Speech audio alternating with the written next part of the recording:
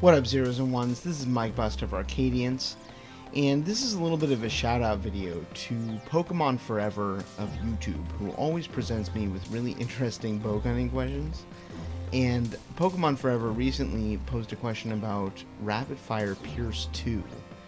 And since there is a degradation of damage in rapid fire shots in general, I wanted to showcase where I tend to think rapid fire Pierce2 generally does at its best, which is when you essentially get first access to it. I'm doing this with my alternate character Derailer, and even though we're actually past this point in the game, I'm using all equipment that is essentially available to me at this point in the game, which is the jagged fire frame for the rapid fire Pierce2, Barazuka barrel, and heavy bowgun stock.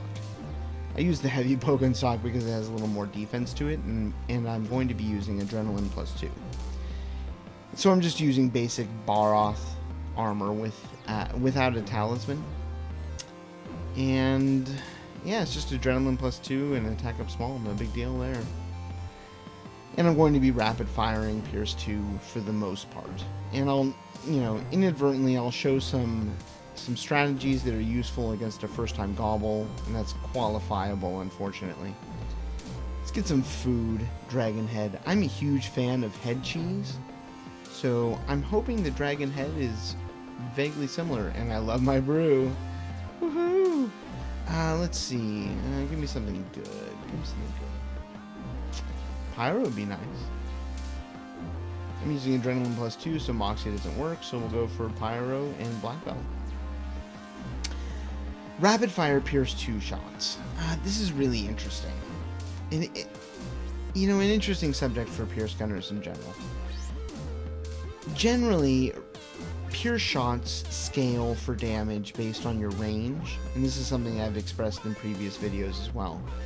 But because I have a .60 range, and even though I've got high deviation for left and right, which is very unfortunate, Gobble has damage zones which essentially accommodate that kind of Pierce gunning.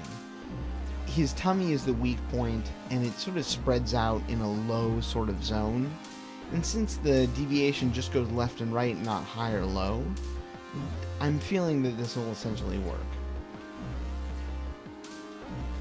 And this is a first time hunt of Gobble, so to speak.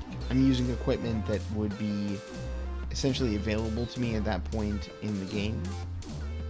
There's accident investigation.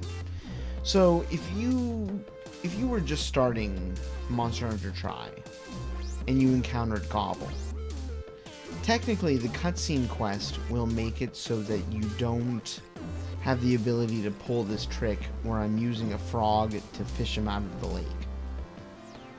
And the reason for this is that there's a cutscene that they force you to do that's in a different area that can be accessed from the location that you can use a frog to fish him out.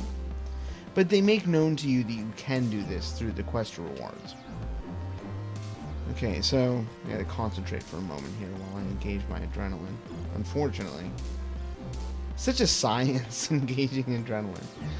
There's people that just really pull this off well, and I am decidedly not one of those people.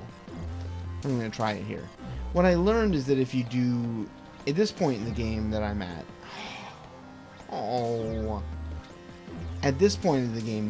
if you use 2 large bombs, but these aren't really large bombs, are they? Because I got Pyro. Okay. I'm obviously still learning about this. So I'll let my health recover a little bit before I actually engage my Adrena+2. Setting up for the quest, I'm going to be doing my Might Pill plus Might Seed. Because why not, really?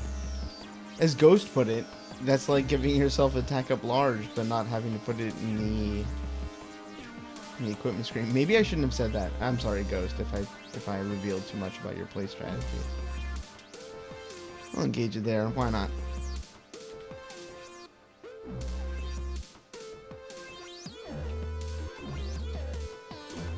Okay, so we're going to be fishing him out of the lake.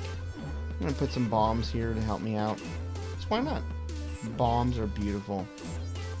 The bombs in Monster Hunter remind me of like old school Warner Brothers cartoons. they're just so huge. I mean, they're really enormous. The idea of packing that much gunpowder into like a single thing, it's just kind of amazing. So I'm putting a pitfall trap here because I'm anticipating ahead of time that I'll be able to work Gobble down to capture readiness or weakness, if you will.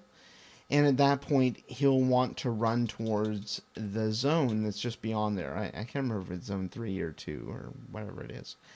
But he runs in that direction, so by setting up a trap in that location, I'm ensuring myself that as soon as he gets down to weakness, I can basically just cap him right there, no problem.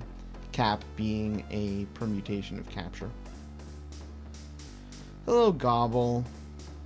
How are you doing? Gobble is my favorite monster. He's so awesome. Like he's such a great representation of physiology and sort of like mythological hugeness, all sort of combined together. Okay, to the subject of rapid fire Pierce2 shots. There's a time allotment whereby you won't be able to react. And so that'll be the thing that really makes this most difficult for me, is that in rapid firing, you have this recoil time that's just totally unavoidable. That was a good flinch. So, in order to properly rapid fire, and, you know, this is me sounding like I'm finger wagging or something, and I don't intend to. But in order to properly rapid fire, you have to be really good at anticipating the timings. Like right there, if I wasn't rapid firing, I would have totally shot at him. But I just didn't really have the timing to get that down. There's people that can use rapid fire amazingly. Let's see, Jordan of Monster Hunter Heroics, MH Heroics, is really good at using rapid fire in Portable Third. And he's sort of like occipitally convinced me that that's a great strategy. Mizarion obviously is like the legend of using rapid fire and Unite. Oh, I can fit in another shot. Sweet! And so like there's people that clearly are using rapid fire in the way that you're supposed to and get away with it. I always feel really unsafe doing, like I'd like to shoot there, but I really shouldn't, because I might get stuck in a recoil animation. And that would just be bad. So with the Pierce shots, the bright white flare that it gives out indicates that you're doing extra damage. Oh! That might be on account of my extra defense. To any purists out there, I apologize that I'm not exactly doing this as one would with equipment that's available at this point in the game.